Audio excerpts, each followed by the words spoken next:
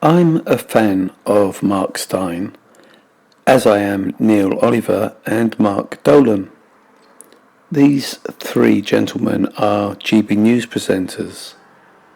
Mr. Steyn could be seen as having quite a cushy number work-wise, as his GB News show is for just 1 hour, 4 days a week.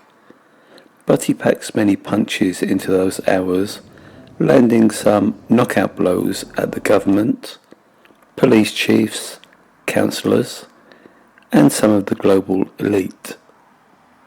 Mark has been notably absent these last few weeks, and I did wonder whether Ofcom finally got him sacked because of his views. But I learnt a few days ago that Mark had suffered 2 heart attacks. As a secretly selected lab rat of the state since at least 2009, my views of the police and governments have changed dramatically. I won't deny that my sometimes sordid and shameful past, in conjunction with my attendance at some central London protests to take photos for my website, photoslondon.com, may have placed me on the targeting shortlist. These last 2+ COVID years has opened many people's eyes, and their awakening via the revelations made by a mix of experts, particularly those in the field of medicine. We should also thank those protesters who took to the streets to protest against lockdowns and the mandating of vaccines.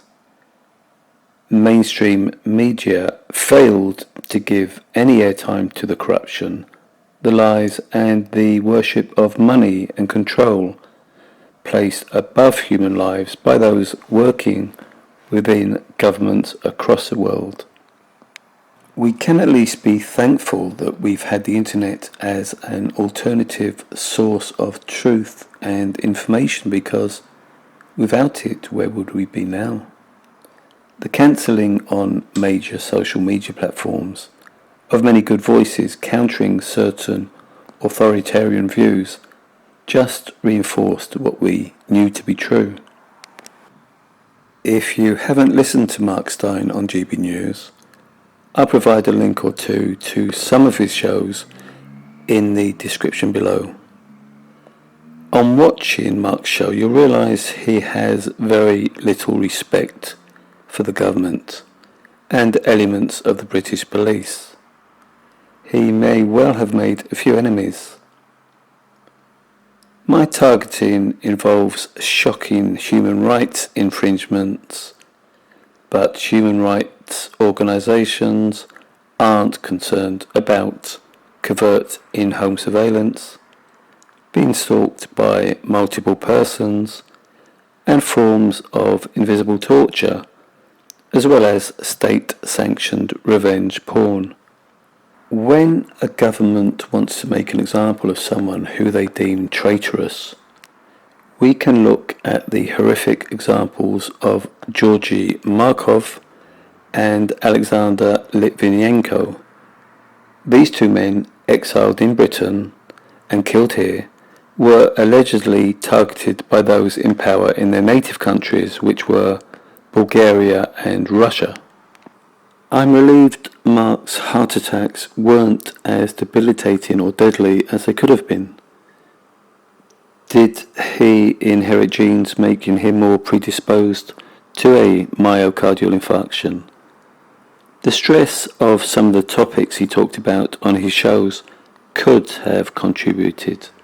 One thing we can all be certain of is our government would never stoop to or sanction such horrors perpetrated here on Markov and Litvinenko.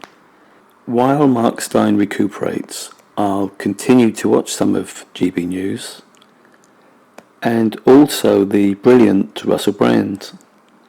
Russell seems to be in great health, and long may he too continue to scrutinise the powerful and the corrupt.